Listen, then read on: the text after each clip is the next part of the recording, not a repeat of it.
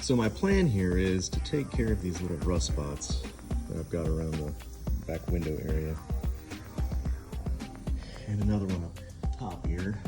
Not exactly where it is, but I know I've got it. I'm just gonna do small patches on those for the time being.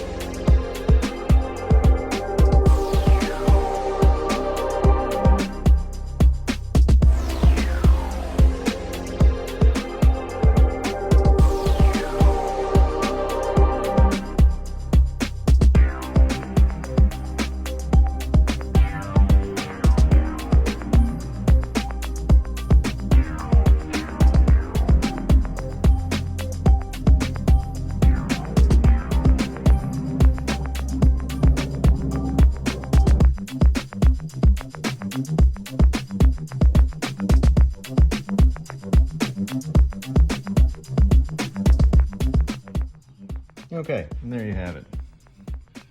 Got that little patch put in, smooth, and just a touch of filler right there when I'm ready for it. I just need to get around to the backside and finish that. So, getting there, that's pretty good. All right, on to the next one.